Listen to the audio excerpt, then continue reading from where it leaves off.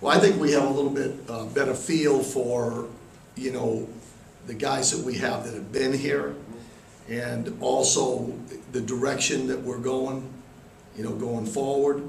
So there's a little bit more probably, you know, fitting guys into roles than there was in the spring. But still, you know, there's a lot of new guys, and competition brings out the best in everybody. So as far as I'm concerned, the first 2 weeks, you know, we're still trying to find, you know, we're gonna have to come up with a 2 deep, because, you know, to play in this league with the fast tempo, the fast pace, you know, you can't, especially with your front seven, you can't just sit there and play the same guys for every ball game. So for us, or during the course of a ball game, so for us, it's a combination of still looking at guys, looking at young guys that have come in, new guys that have come in, plus kind of implementing some things that are going to go forward as far as what we're planning on doing for the season.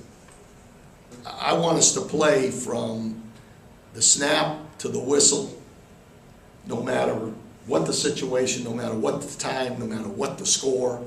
That's what I'm looking for, because if we do that, we're talented enough that we'll stop serve on some of these guys.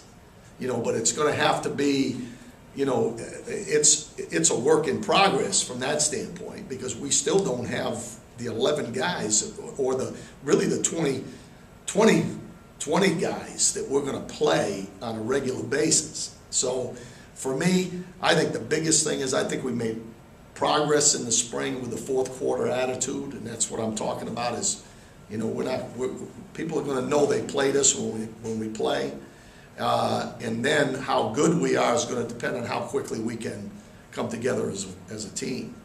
I would have, if I looked at it, you know, I mean, we have nothing to base that on right now. Base being any better than that.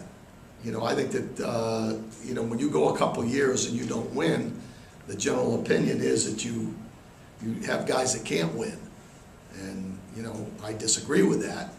And my expectations are a lot bigger than that, but you know, I think we're right where we are, and we can't do any talking anymore. It's time to do what we do on the field.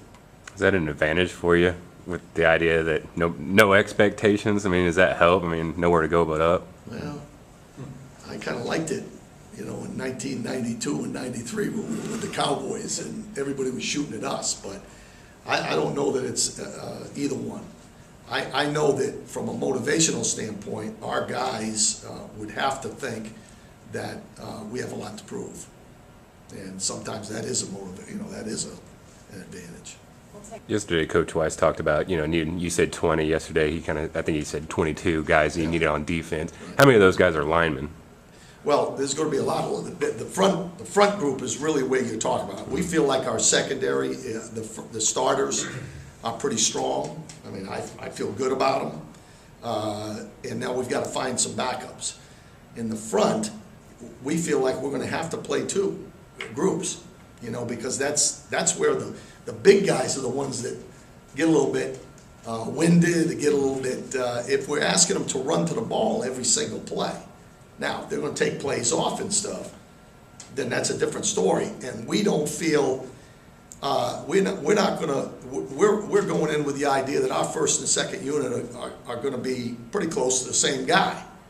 And that's what we feel with our front guys coming in. If our JC guys that come in, Josh Williams comes in from Nebraska, if those guys are who we think they are, we think we can line up 2 deep and not have a big fall off between one and the other.